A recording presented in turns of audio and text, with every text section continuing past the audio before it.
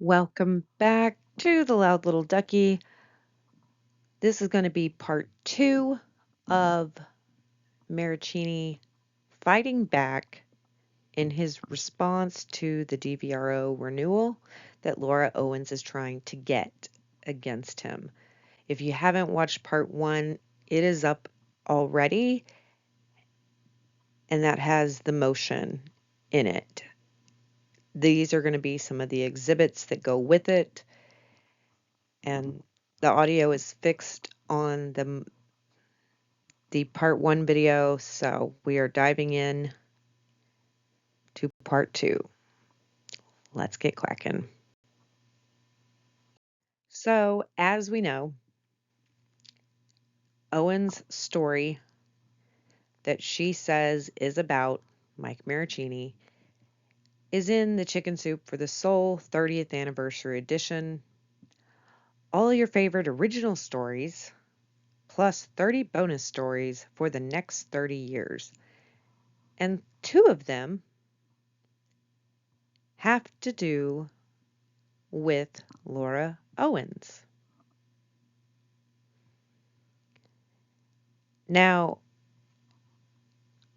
I still haven't seen Napkin Lady's story in the Chicken Soup for the Soul. And see,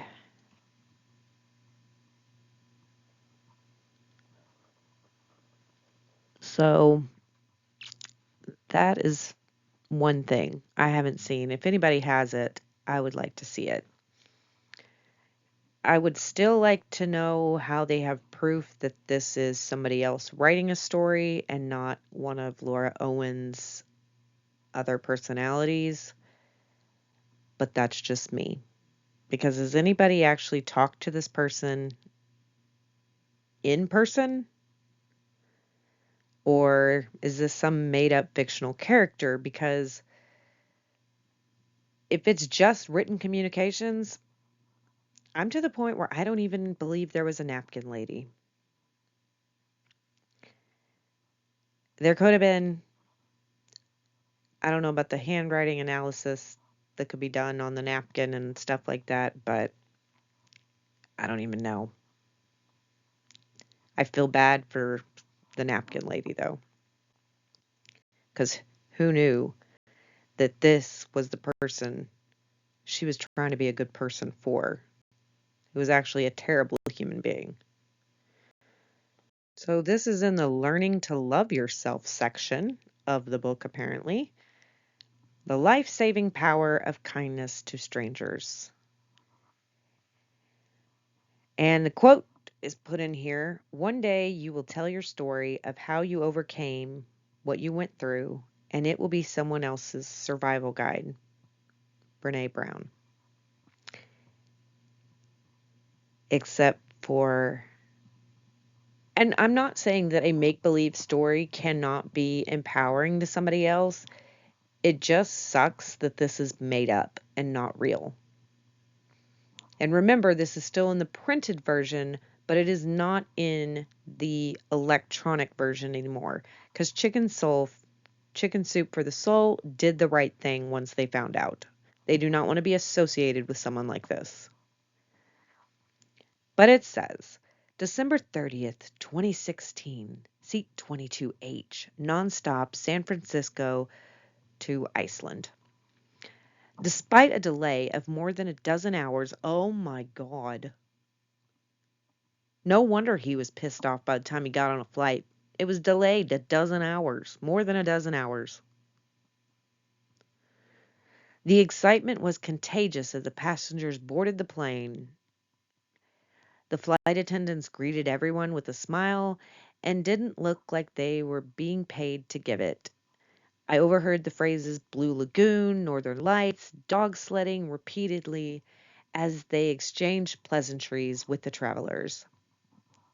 We were all going to the same destination, but I felt worlds away from everyone else on board.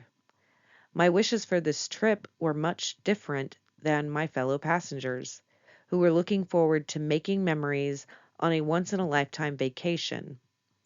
I hoped that a change of scenery would fix what had become not just toxic, but scary.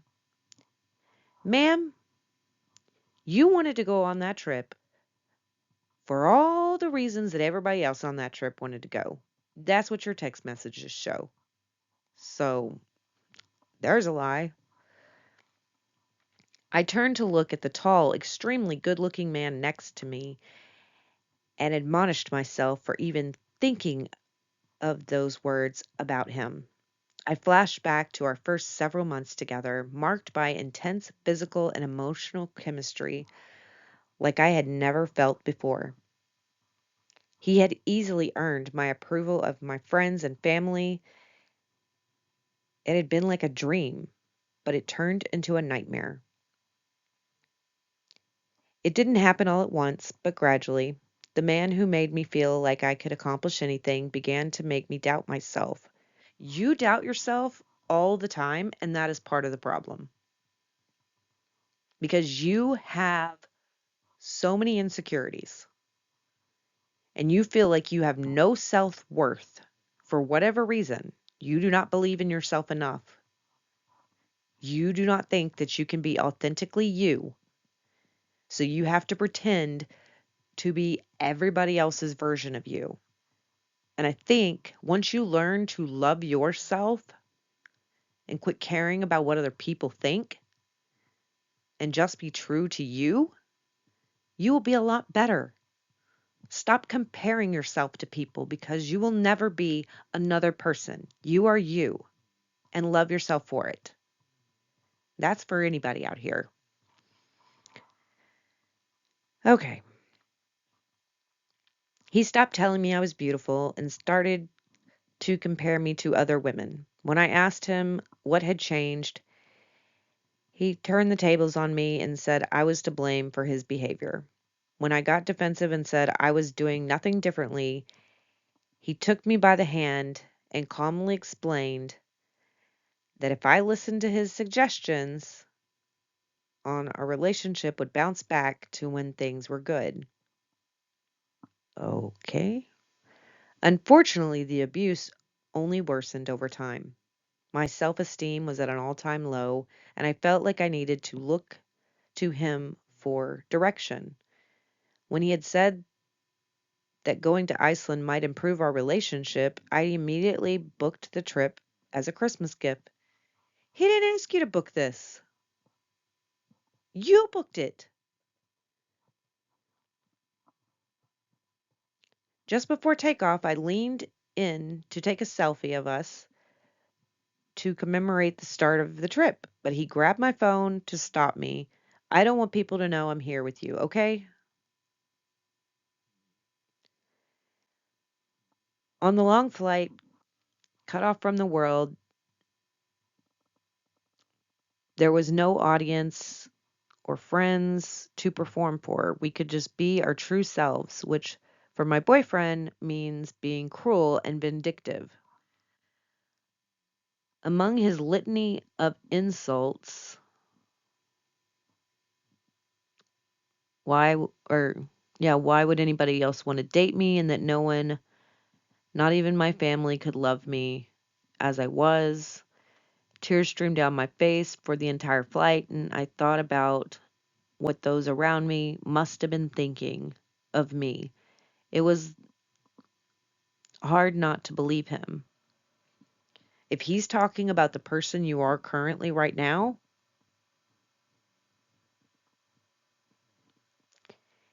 it's harsh. But no one is going to truly love you if you continue doing the things you're doing. Your parents will still love you because they are enabling this.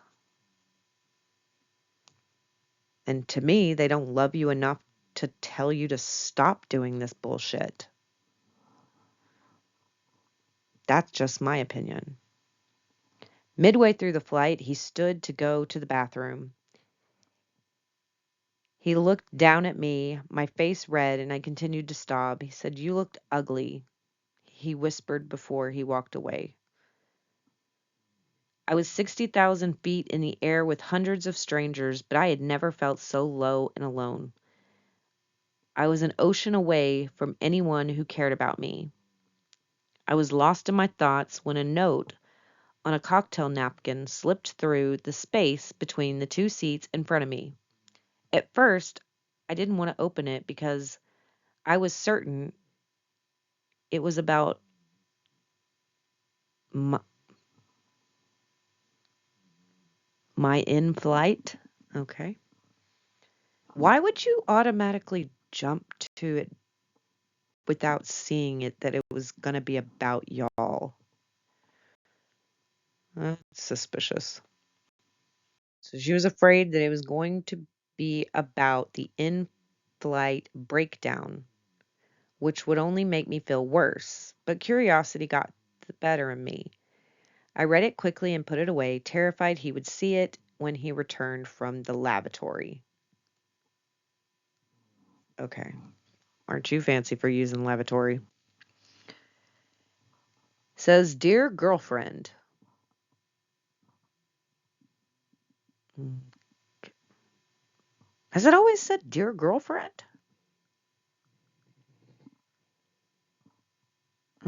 Okay.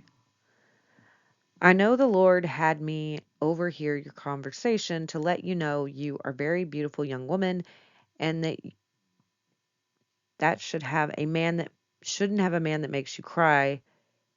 You should have a man that makes you cry with wonderful laughter, not bullying.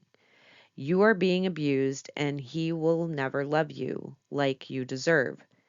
I am very concerned about you and I'm praying for you. Run from him, get help and protection. He doesn't care what you think or say or do. He is a very sick man and will make you sick if you stay with him.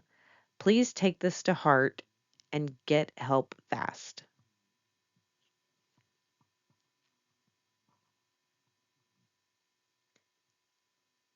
I just, I'm not saying somebody couldn't write this, right? But just the more I hear about this letter,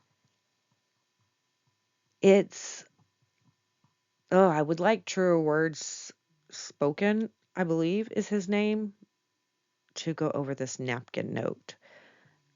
Um,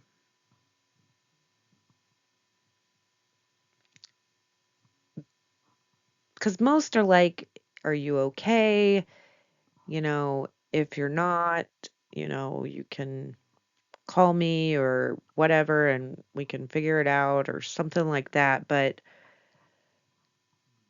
to go into all this detail from overhearing a couple of comments, I just don't I just don't know. I really need to know about Napkin Lady. I need her to reveal herself, but she's stayed quiet through all this. She said it was a punch in the gut being told he didn't care about me.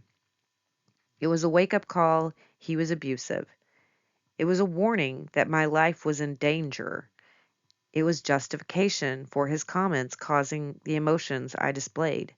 It made me believe I deserved more. It was a reminder that there were good people in the world. In the end, just over 100 words written on a cocktail napkin by a complete stranger outweighed the countless acts of physical, verbal, and emotional abuse I experienced with my ex boyfriend. She left her contact information, and one of the first things I did after the breakup was to reach out to her. She told me she almost didn't write the note, and after she passed it to me, she second guessed her decision. She said she often wondered what happened to me, and I had got to thank her for saving my life.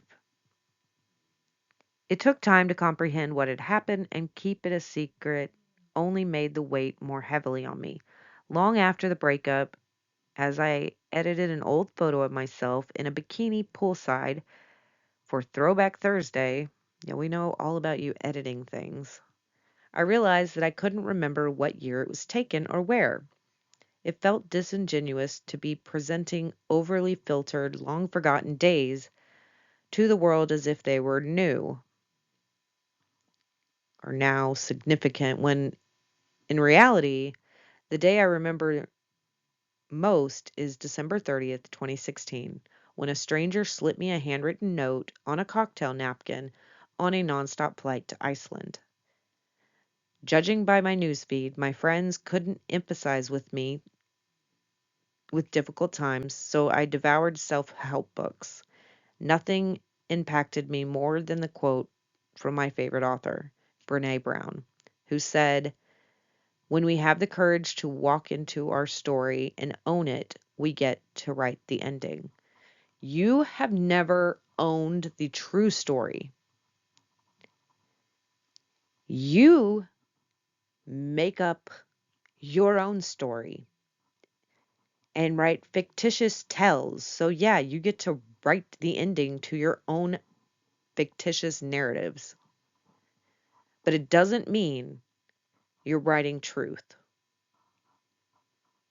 Continuing. I realized that if I ever wrote about how a random act of kindness saved my life, it would serve as a reminder to look out for each other. I shared a photo of the note and received dozens of messages from other domestic violence survivors who said that my post gave them the courage to write their own endings. Oh, did they? Countless others said it was a reminder to be a good Samaritan. Owning my story ended up being the best decision I ever made. If you ever find yourself sitting in a chair like that woman, I hope you'll have the same courage she did, even if it's uncomfortable. You might feel like you're crazy, and it might be a way out of your don't comfort zone, but maybe, just maybe, you'll help that person see a light at the end of the tunnel. Maybe you'll end up being the stranger they never knew they needed. Laura Owens. Blah, bitty, blah, blah, blah. Oh, she angers me. And here is the electronic portion of the book. Um, Part of it. And the reason I read the picture version of this instead of the clear display is because I either missed an image or the whole book wasn't there. So I wanted to read the whole story. If you're wondering why I didn't just read the cleaner copy. All right. And then the next exhibits are Gillespie's civil complaint, Gillespie's restraining order, Eckerd's order of protection, his OOP. Exhibit J was blank pages. And then exhibits K through M are texts that I may do another video on going through those. And I think we've gone over all the other things, these listed exhibits. If we haven't, in the Gillespie case, if there is something in the Gillespie documents, I will create a separate video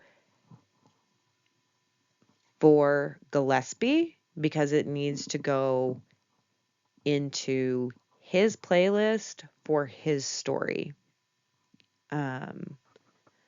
But Omar did attach these things so that the judge can see how much of a pattern this all is and how crazy this woman is. This is a letter that's in one of the exhibits that also went with the other letters that were written by Dr. John Chung Kai Chan and then uh, Rebecca Yee from Sutter Health. And so this one was on August 25th, 2016. So this one actually was the first one from Rebecca Yee before she wrote the other one. So this one says, "Hi, Miss Owens. As you requested, here is a summary of what we discussed so you can share it with your boyfriend. I have also spoken with Dr. Chan to confirm that we were on the same page. You came into the office on 8/25/16 with symptoms of nausea and pelvic pain. Considering your procedure last week, we thought these could be symptoms of a complication. Blood tests were ordered, confirmed elevated levels of HCG, 4,130. Given that result, I ordered a transvaginal and pelvic ultrasound, which transvaginal just means that they would do an internal one and then the pelvic one is the outside one. Um, and the transvaginal is not comfortable. I don't care what they say. Ultrasound results confirm gestational sac that was not present on last week's scan. So it is estimated that you are about 5 weeks pregnant with a new pregnancy, as that is the earliest it would show up, which is why they would be doing a transvaginal one because it would be so early in the pregnancy. As you've been told, you had severely tipped or reverted uterus. Tipped or reverted? Does she mean tilted? Like a tilted uterus? The hell is tipped and reverted? Which makes the aspiration and the D&E procedures more difficult and less likely to be successful. Last week, it would have been impossible to remove this pregnancy as it had not attached. In addition, we have tried to treat you as conservatively as possible given your recent diagnosis of stage IA ovarian cancer. I cannot speak for Dr. Chan, but I'm sure he would agree that your case is amongst the more difficult I have treated. At this point, Dr. Chan and I are both of the opinion that you need to give serious thought to what you're going to do with the new pregnancy. What the fuck? So this is a new pregnancy. So this is where she's like, no, there was only one. No, this is talking about a new one. Because supposedly she had things done and an abortion then, all at the same time. And then now she's pregnant again? Or it's the same pregnant. This doesn't make sense. At this point, okay, we already read that. You've taken medication abortion pills recently that could potentially be harmful to the fetus. However, as you likely know, the nature of your condition makes it so that pregnancies in the future will be more difficult. Little did this person know she gets pregnant with twins all the time. There is an elevated risk that once one ovary is removed, he would need to remove the other one and perhaps a complete full hysterectomy before you would necessarily be ready to have children. At that point, having children on your own would obviously be impossible. So I think you must take the time to determine what you think is best. Should you continue your current pregnancy, it would be imperative that you are monitored extremely close. So this doctor, which I don't think actually wrote this, said that you would need to be monitored extremely close with pregnancies. But yet, in future pregnancies, you do not see a damn person. Why Are you such a liar? I can do some more research on this real quick because this has got me tripping. So,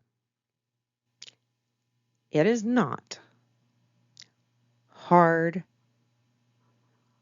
or impossible or difficult or more difficult to get an abortion and a D&E, D&C, sorry. D&E is a pizza place in Massachusetts. D&C with a tilted uterus. She could have a tilted uterus because of like some PCOS or endometriosis and stuff like that. Now, the IA, ovarian cancer, is cancer of one ovary, and that the tumor has not externally come out of the ovary. So it's like internal. And usually with that, the best thing to do is have that ovary removed because it hasn't spread. Sometimes you need chemo, but they're not keeping that ovary inside of you if you truly have that. So if she actually has both of her ovaries, she lied about the cancer because they are not keeping it in her with that type of cancer. They're not keeping that stuff because it's not an organ you need. All right. Now here's a doctor by named John Jones. All right. Wonder if he's related to Chase J. Jones. This is July 16th, 2021. To whom it may concern, patient was evaluated in office today and was determined to be in the early stages of pregnancy. Patient was on seizure medication that decreased the effectiveness of her oral contraceptives. Please contact our office with any further questions. Sincerely, John Jones. All right. Here's procedure performed at One Medical. And let's see, urine pregnancy test. Result 2 lines positive. John Jones. Okay. So that was July 16th. July 15th, on Facebook, celebrating the great Ron Owens tonight at John's Grill, 40 years, asking San Francisco politicians the tough questions over 50,000 watt clear channel KGO radio. Wonderful. Here's another picture from that night. And they, to me, in the photoshopping, did her sister dirty with the eyes. Because that is not what her sister's eyes look like, I don't think. And notice she has a drink in her hand. And then exhibits O through Q are text messages. Again, if we do text messages, that will be a different video. And exhibit R is a motion to strike that was done in the Eckerd case, where David was trying to strike things and get a conference and all that, which Judge Mata denied. Here is Laura Owens' deposition parts from March 1st, 2024. This is for the Eckerd case. Question: in your medical records, which we are going to talk about as we get to exhibits, You mentioned having, I'm going to butcher this, I'm sorry, but polycystic ovarian syndrome. Owen says, correct. Who is your doctor that treats you for that? That would be an OBGYN, but I haven't established regular enough care with an OBGYN, but I was treated for the PCOS in San Francisco by a provider.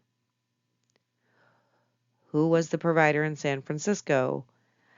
I was treated by Dr. Chen. He is a gynecologist for, it's like a specialty one for fertility. No, he's not. He's for cancer. Okay. Yes, for cancer, because they thought I might have precancerous for ovarian. I just can't. Oh, they might have. That's not what you told Marraccini. That's not what your thing is, says. It says you have real ovarian cancer. So they say, do you recall the last time you saw Dr. Chan? Maybe 2016?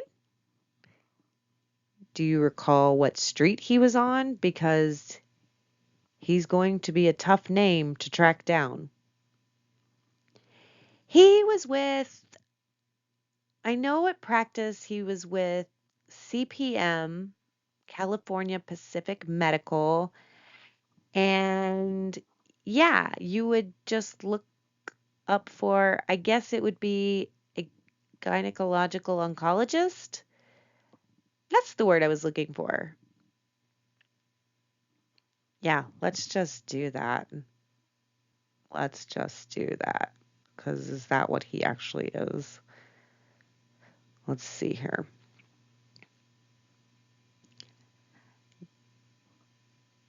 Gyne. Let me try that again. Gynecology oncologist, San Francisco.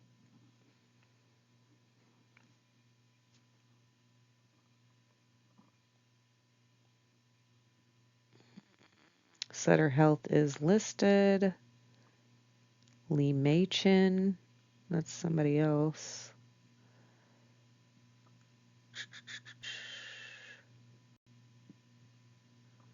Let's look up. Who knows? She's a lying liar who lies about everything. So, the stuff that she says about him is true. Whether she's a patient or not, I don't know. Or if she was just seeing him for PCOS and then decided to edit some other stuff on there, which I wonder if he even knows about. Omar should try to get records from there or speak to him or Rebecca Yee. And here it shows, let's see, what's the date? September 6th. She's gone from the 4,000 something to 6,000. So, like, it's just not, that's not what it should be at. Even with this number, it's still very low. Let's see, 14 weeks.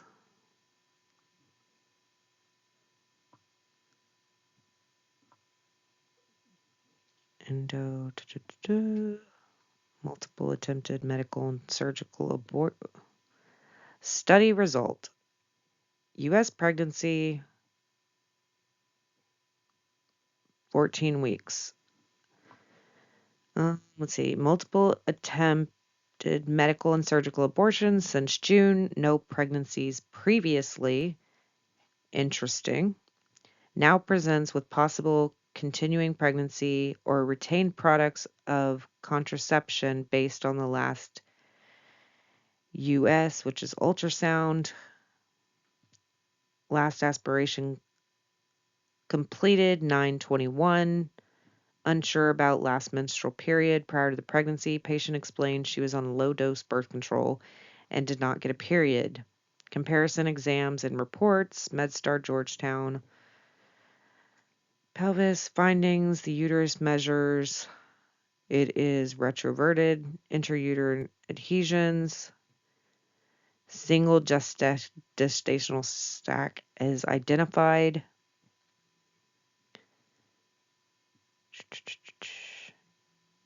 Right ovary not present. Patient recently underwent an oophorectomy.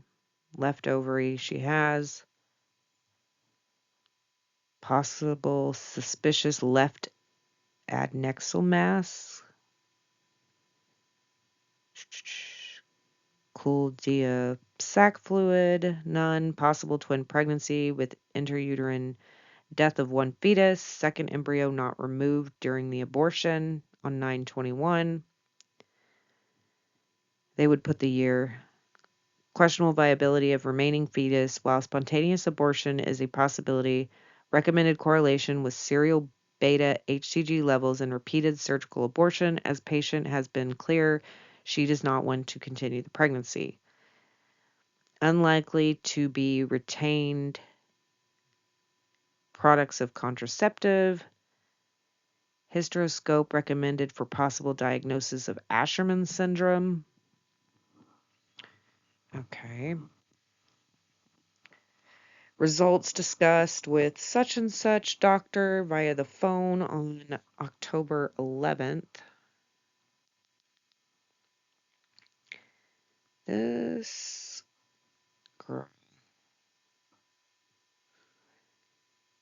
Asherman syndrome, a rare uterine condition that occurs when scar tissue forms in the uterus or cervix, decreasing the uterine's cavity volume.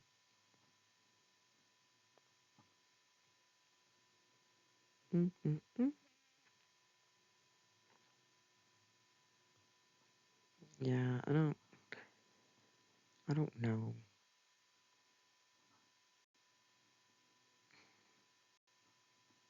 She might have Munchausen's. Not even by proxy. Just straight Munchausen's. Weird. Then this is her link that she got in a text or something. And so she screenshot it. And why do you have 74 messages that are unread, ma'am? Who does that? My daughter does that. It makes me so mad. I'm like, what if those were important? People are reaching out to you. You seem like you got a lot of people trying to talk to you. Why don't you talk to them instead of making up crazy lies?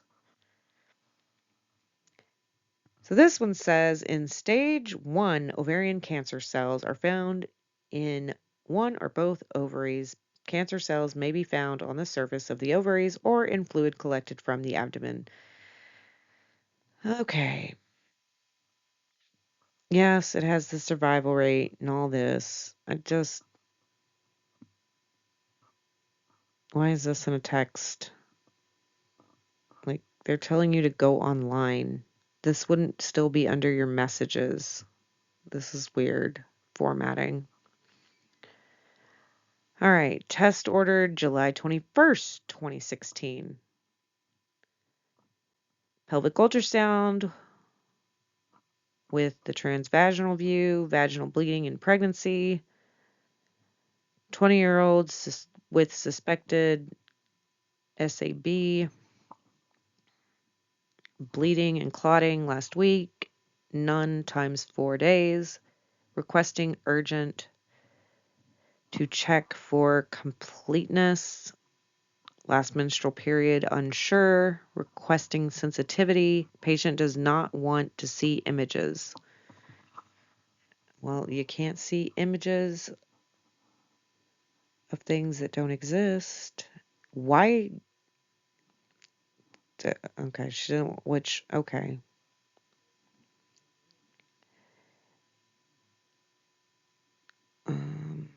I mean, I guess some people don't want to. I'm like, show me the pictures.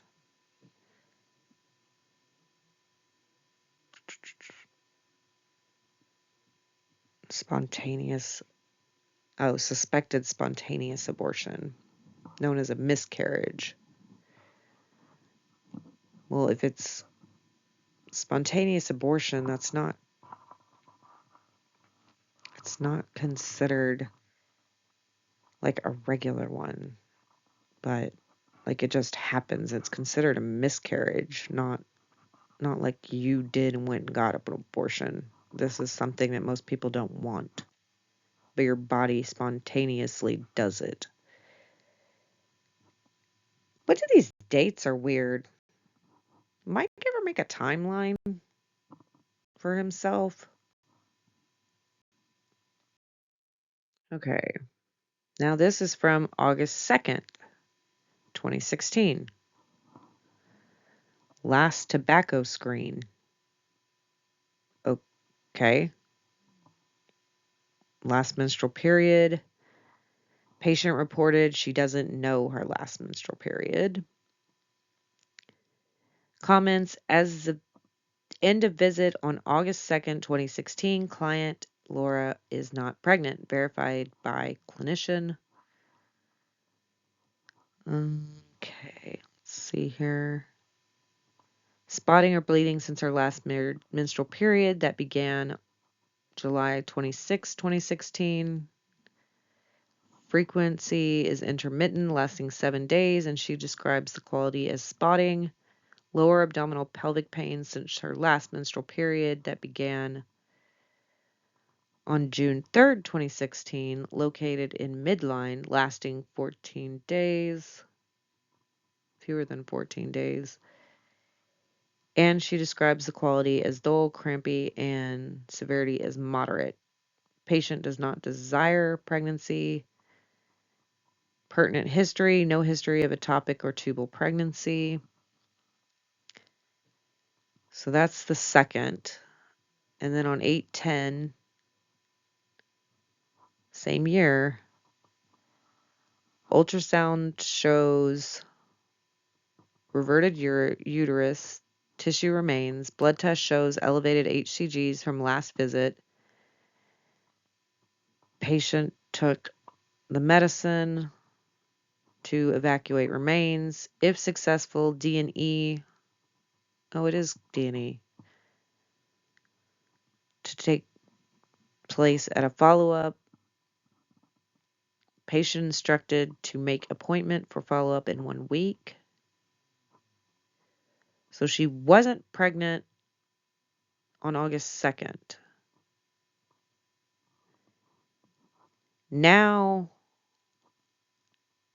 Planned Parenthood, Northern California. Okay. Last menstrual period is unknown. Patient had aspiration abortion on August 2nd, 2016.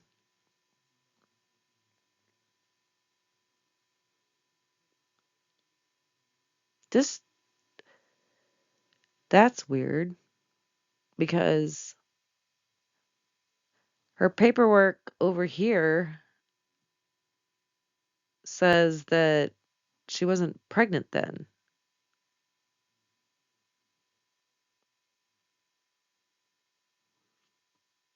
Hmm.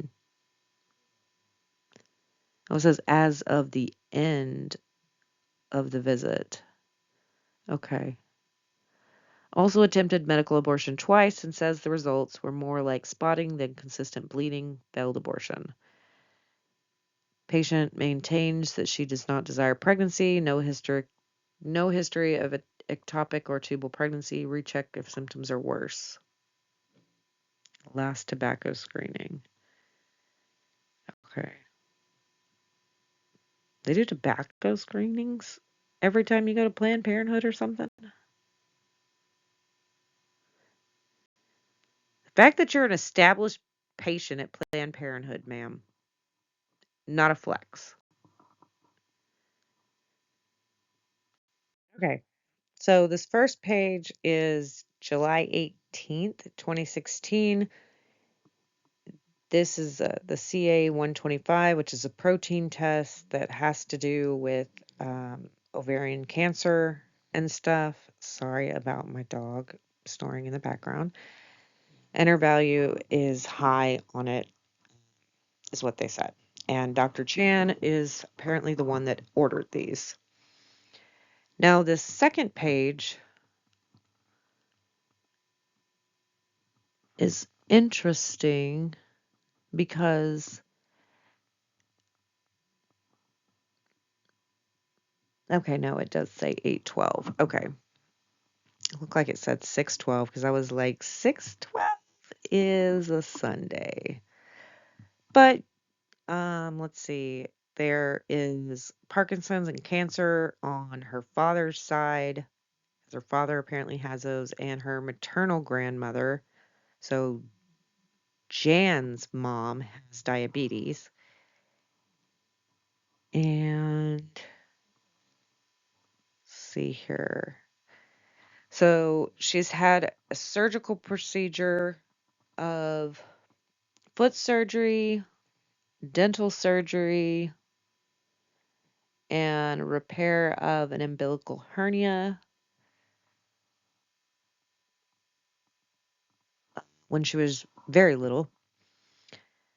She's had diagnoses such as ovarian, IA, which we went over earlier, cancer, polycystic disease or PCOS, her high pylori ulcer, pericarditis, pleuritis, which those two things happen like when you have like a viral infection, or you can get pneumonia and stuff like that, and that can happen. And so those are not things that you just live with every day, most likely. Those are things that she could have been diagnosed with, and then they go away once you're done with, you know, once the pneumonia and everything is gone and you're healed from that. Um, Unspecified asthma and the umbilical hernia are diagnoses that she has had according to this. Some of these things are self-reported. Some of these things may not be. So keep that in mind. So this page is telling because it's somewhere Jan said at some time, or somebody said at one time, that Laura has gastric issues and she bloats, and that's where she gets her burrito belly. Um, and stuff with gluten. I don't remember where we heard that from, but somehow we know that. And so this is interesting because that other pages that were supposedly taken by the same doctor, this is the thing. And so this has to do with Sutter Health affiliates and community connect practices, which I, so, you know, it talks about that the reason for the visit was the ovarian cancer, who she saw. She has an allergy to morphine, which, me too. Um, and then medicines that she's on. She is on a birth control pill. Doesn't have a start date for that. So why she's getting pregnant while she's on birth control? I mean, I know it can happen, but as much as she does. She's on Miralax. She's been on that since December of 2015 at this point. She has two different nausea medicines, one Zofran and then Reglan. And then she's on Ambien CR, which is controlled release,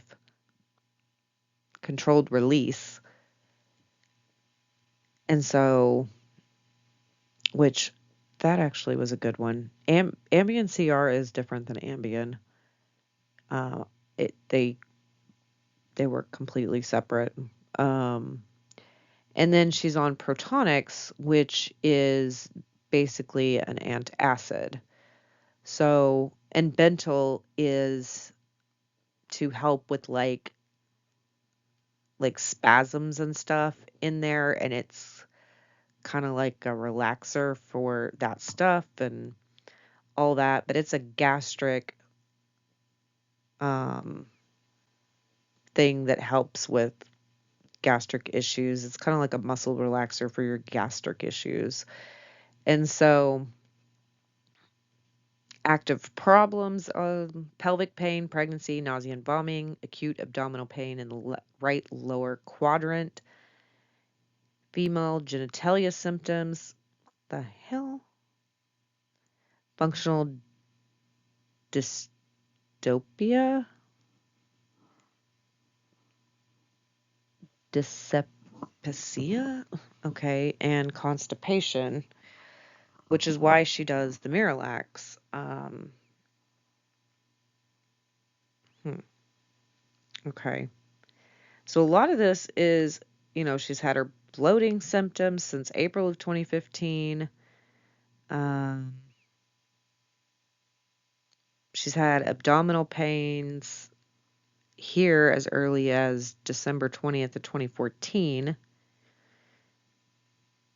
She's never been a smoker.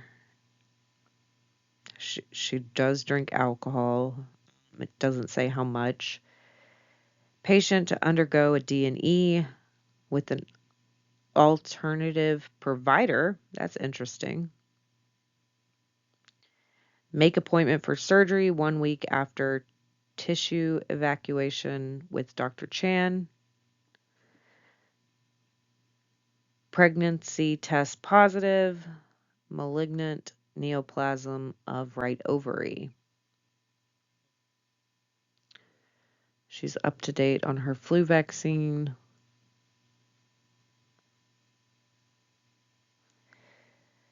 I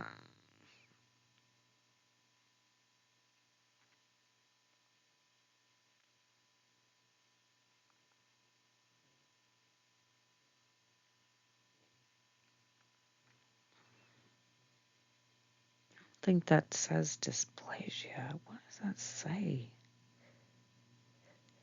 Dys.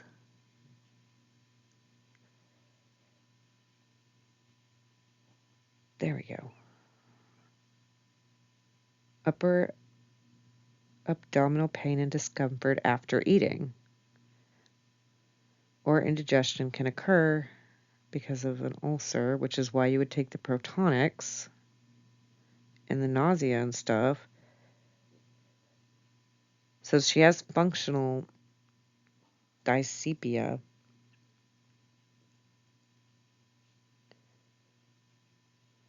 That is all gastric stuff. And she's on a lot of gastric medications.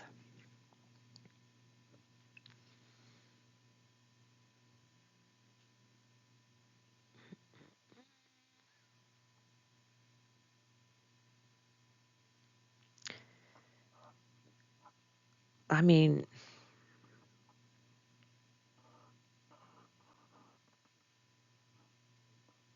it's interesting. Some things are in bold and some things are not.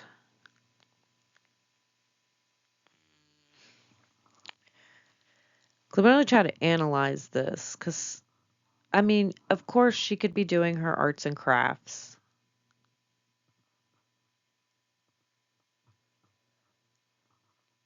but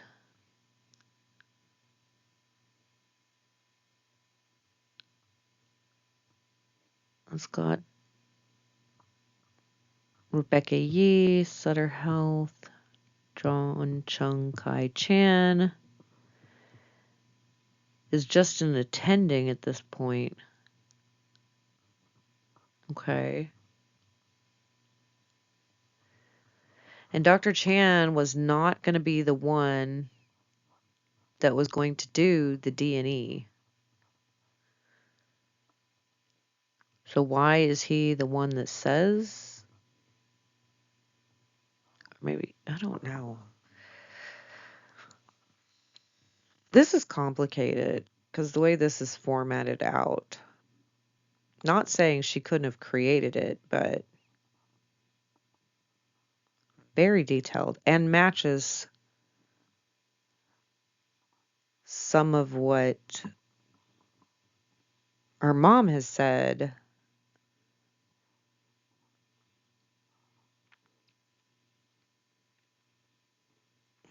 Mm, but she's saying she doesn't have cancer or never did have cancer. And she's saying she never had her ovary removed now.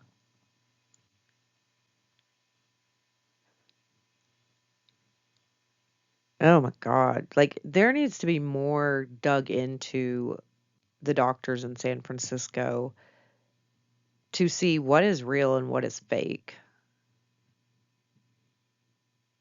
Because this is crazy. Because some of it's got to be real. But this is the problem when you lie. You don't know the difference between reality and not. Then here's an HCG test, which is 4,000 as of August 25th, 2016.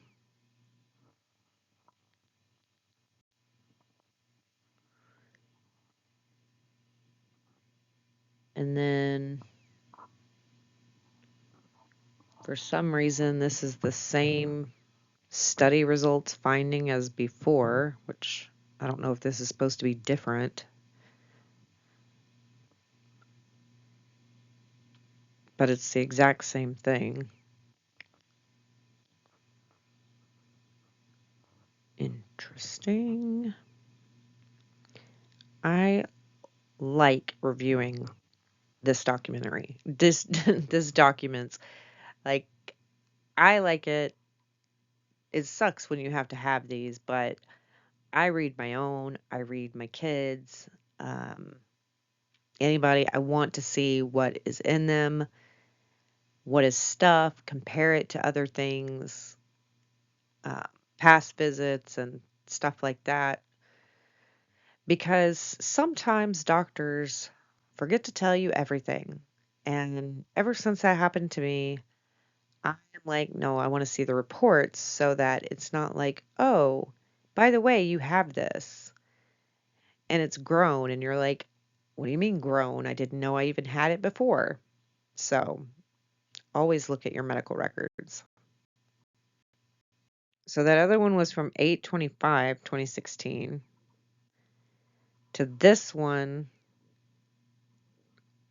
on October 20th, 2016, which shows that her HCG level is at a 5 now instead of the 4,000, and that they ordered a urine culture and a urine pregnancy test was negative as of October 19th or the 20th. Why there's two different dates on these. So she's not pregnant here. So this says September 26th, 2016. Love this photo of our horseback riding younger daughter. Laura is leading the victory gallop after her win today in the Pickwick Junior Amateur Finals at Sonoma Horse Park. On board the horse, Sig Chester. She's worked hard for many years to win the Pickwick medal today, and I'm proud father, as you can tell. Congratulations, Laura. And then Sonoma Horse Park posted this on their Facebook page. It's interesting that she still competes in junior amateur areas, even many, many years later. She shouldn't be. But maybe those are the only people she can compete against. Because she's not as good as she thinks she is, or she doesn't believe in herself and wants the easy win. More photos. Here's another one, which these don't bother me as much as the ones in the Eckerd case, because in this case, the Marraccini case, she was only about 6 weeks along, if that. And so she wouldn't really be showing at this point. If she was going and having these procedures and surgeries and, she was having her ovaries removed and cancer and, all this stuff and abortions and miscarrying, why is she carrying on like that? So it doesn't exactly sit well. But as far as her having a flat stomach in these, that part doesn't bother me about these because she wouldn't be showing at that point anyways. But it is odd behavior for somebody going through all that medical trauma, supposedly. Highlighted her face in this one because that should be the look in her eyes when she's about to go to prison. Or she really needs to fart. This is a picture of her catfishing as a sweet lady who she is not. Don't fall for this picture because this is not reality. All her prized ribbons from the day. Because she's super. More ribbons. Yay. The white is definitely not for purity. Then this is the exhibit that shows the email box, of her, Clayton's paternity update. She's sending him Clayton Eckerd's story. There's the cease and desist. Dave Neal. Brett from Ravgen. Virtual hearing. The anonymous woman. All of this lovely stuff.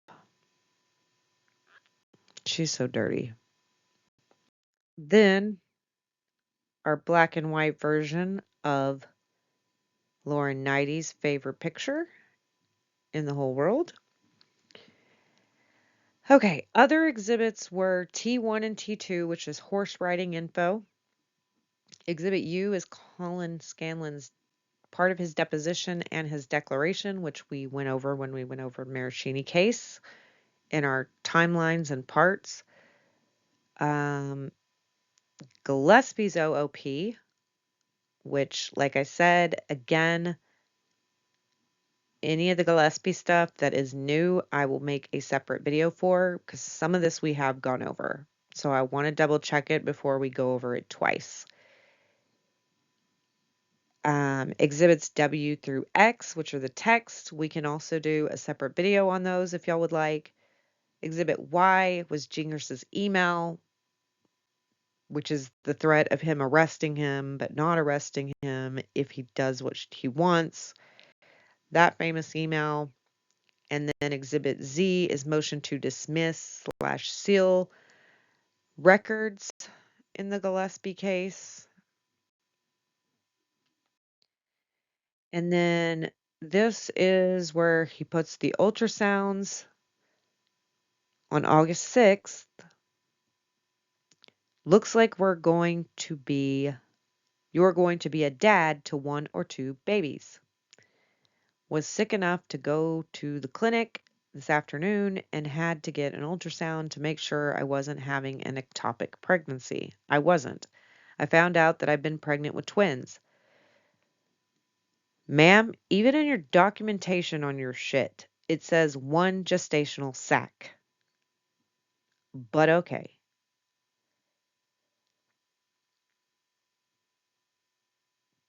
And you didn't ever go on August 6th. So, where is that documentation? And why does she say you're going to be a dad to one or two babies? And then she says, I found out I was pregnant with twins. Well, then he's obviously going to be a dad to two babies. Makes no damn sense here. Okay. Looks like one of them passed or isn't doing well, probably because of the medicine I took. I had the option of a surgical abortion and elected not to. If I'm going through this on my own, I will let God decide if He wants both, one, or none of them to be born. And the kids would deserve to know their father's side of the family. And then her first line is, I'm giving you one more shot to blink. I can't see the rest of it. Here is the Google where this is stolen.